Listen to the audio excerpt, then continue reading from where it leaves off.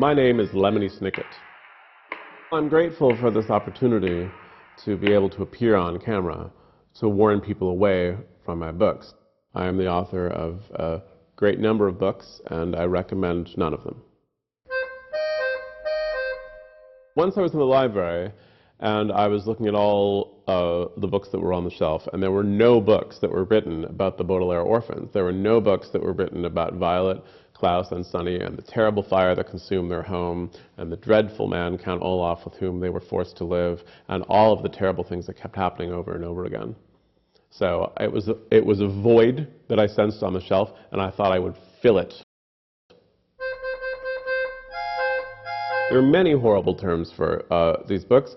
The books tell a dreadful and depressing story. Most people who read them find themselves getting distressed and unnerved. Many people end up tearing out their own hair, and that's why when you wander the streets you see so many bald and sad people. It's because they've read books by Lemony Snicket and they've lived to regret it.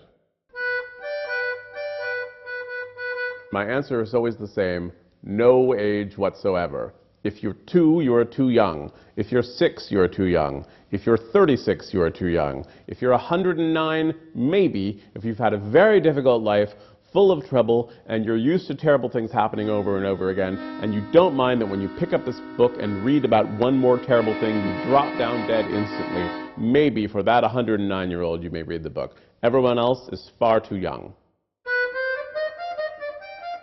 When I was a child, I was very, very interested in books. I kept many near my bed so that I could read well into the evening, or if a burglar was there, so I would have something heavy to throw at him. I was very interested in literature, both for reading and for warding off predators.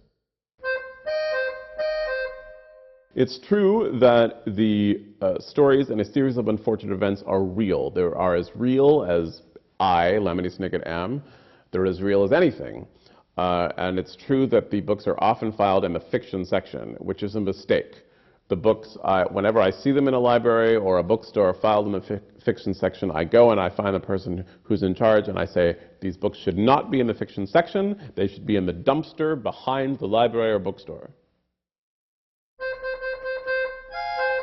The Unauthorized Autobiography was a book that I wrote about my own life, and that was compiled without my permission and published. Contained in this book are diary entries, obituaries, strange photographs, maps, questions, answers to things that the questions weren't asking, questions that don't have any answers that relate to the answers that were given for the first set of questions, more and more confusing items. The more people dive into the Unauthorized Autobiography, the less satisfied and the more unhappy they become.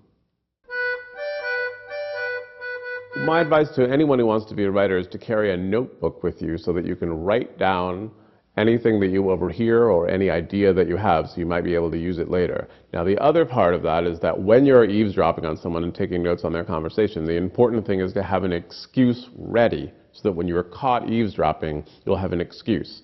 An excuse I like to use is, I thought I dropped a pencil somewhere around here. My family is ashamed of me. But I think most families are ashamed of the writer in their family.